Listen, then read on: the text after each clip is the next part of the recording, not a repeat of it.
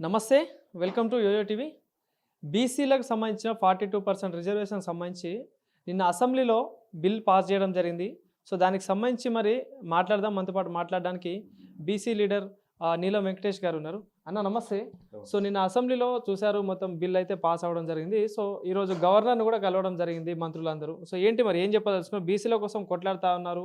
So, ఏం చెప్పదలుచుకున్నారు? ఈరోజు రాష్ట్ర ప్రభుత్వం నిజంగా ఆర్ కృష్ణన్న గారు చేపట్టిన సత్యాగ్రహ దీక్ష అయితేనేమి, అదేవిధంగా 50 సంవత్సరాలు పోరాడి ఇవాళ ఒక బీసీ ఒక తారాస్థాయికి తీసుకొచ్చినటువంటి కృష్ణన్న గారి దీక్ష, ఆయన అనుకున్నటువంటి కోరిక నిజంగా ఒక 50% నెరవేరిందని అనుకోవాలి. ఎందుకనంటే గతంలో ఎన్టీ రామారావు గారితో కొట్లాడి 20%, తర్వాత కోట్ల విజయభాస్కర్ రెడ్డితో కొట్లాడి 34% గతంలోనే సాధించిండు. ఈరోజు రాష్ట్ర అన్ని పార్టీలు కూడా ఒక ఎజెండాను ఎత్తుకున్నాయి. ఇలా బీసీ ఎజెండాలో 42% నేను ఇస్తామని చెప్పి, కులగణన చేపడతామని చెప్పి ఇవాళ బీజేపీ పార్టీ కానీ కాంగ్రెస్ పార్టీ కానీ ఒక ఎజెండాని తీసుకున్నాయి. కామారెడ్డి డిక్లరేషన్ లోనే చెప్పాడు మన రేవంత్ రెడ్డి గారి అధ్యక్షతన రాహుల్ గాంధీ గారు ఒక మాట చెప్పారు, తెలంగాణ రాష్ట్రాన్ని రోల్ మోడల్గా చేసి చూపిస్తా, 42% రిజర్వేషన్లను అమలు చేయడంలో నేను కీలక పాత్ర పోషించి రాష్ట్ర ప్రజలకు ఒక గిఫ్ట్ ఇస్తా అని చెప్పారు.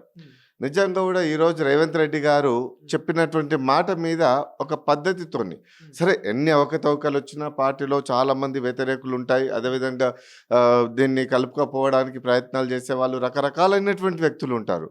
అయినా మరి వీటన్నిటిని కూడా ఎదుర్కొని కృష్ణన్న మాట మీద ఇలా రాహుల్ గాంధీ గారి మాట నిలబెట్టడం కోసం ఇలా గతంలో మరి ఒకసారి బిల్లు ఆమోదించి ఆర్డినెన్స్ తీసిన తర్వాత గవర్నర్కు రాష్ట్రపతికి పంపించారు. అది ఒక భాగం. రెండోసారి కూడా కృష్ణన్న మొన్న ఒకటే చెప్పారు, మీరు మళ్ళీ ఆర్డినెన్స్ ద్వారా మళ్ళీ బిల్లు ఆమోదించండి, అసెంబ్లీలో బిల్ పాస్ చేయండి, మీరు మీరు గవర్నర్ గారికి పంపించి గవర్నర్ గారు సంతకం పెట్టకుండా ఆమోదించకపోయినా నడుస్తుంది, మీరు జీవో తీసి మీరు ఎలక్షన్ కమిషన్కి వెళ్ళండి, మీరు తప్పకుండా దీన్ని అమలు చేసే విధంగా రాజ్యాంగబద్ధమైన హోదాతో మీరు వెళ్తే ప్రజలు మీకు వెన్నంటూ ఉంటారు. బీసీ సంఘాలుగా ఆర్ కృష్ణన్న గారి నేతృత్వంలో ప్రతి బీసీ సంఘాలు కూడా నీకు మద్దతుగా ఉంటాయని చెప్పడం జరిగింది. ఈరోజు కూడా మేము అదే మాట మీద ఉన్నాం. మొన్న రేవంత్ రెడ్డి గారికి వెంటనే అభినందనలు తెలియజేశాం, నిన్న అభినందన సభ పెట్టాం.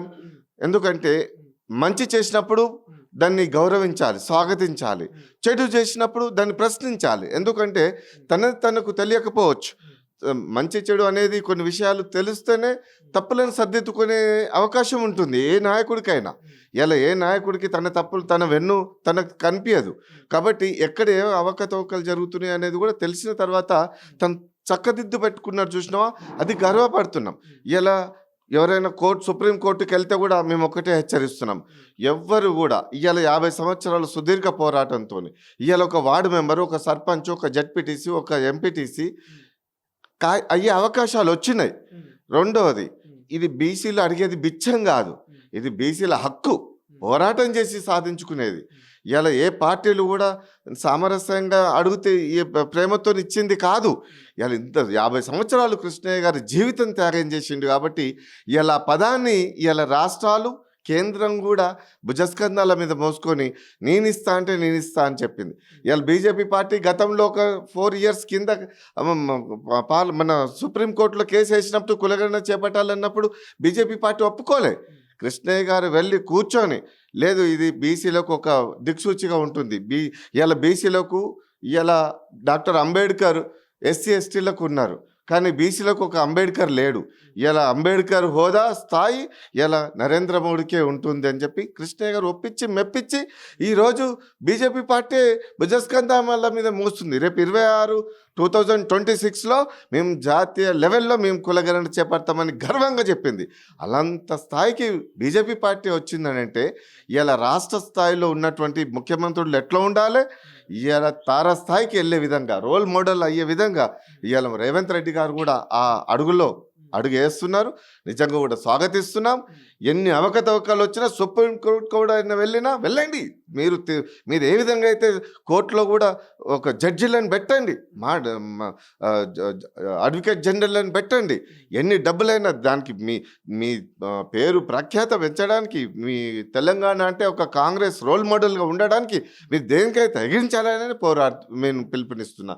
ఇలా ఆర్ కృష్ణయ్య గారు కూడా, బీసీ సంఘాలు కూడా ఉధృతతో దీన్ని ఎదుర్కోవడానికి సిద్ధంగా ఉన్నాం. కాబట్టి మీరు ఒక అడుగేయండి, మేము 10 అడుగులు ముందుకేయడానికి మేము సిద్ధంగా ఉన్నామని ముఖ్యమంత్రి గారికి నేను గుర్తు చేస్తున్నా. అదేవిధంగా మంత్రివర్గాలకు కూడా మేము గర్వంగా, మా మంత్రివర్గ మన పొన్నం ప్రభాకర్ అయితేనేమి, అదేవిధంగా మహేష్ కుమార్ గౌడ్ అయితేనేమి, అదేవిధంగా సీతక్క గారికి నిజంగా కూడా మేము స్వాగతిస్తున్నాం. మీరు అదే పట్టుదలతో ఉండండి, వెనకంజ వేయకండి. వెనకంజ వేస్తే ప్రజలు ఒప్పుకోరు, ఊరుకోరు. ఈ అవకాశం, గోల్డెన్ జూబ్లీ లాంటి అవకాశం ప్రజలు మీ చేతిలో పెట్టారు. దాన్ని మీరు సద్వినియోగపరచుకునే విధంగా మీరు అడుగులు వేయాలని మేము డిమాండ్ చేస్తున్నాం.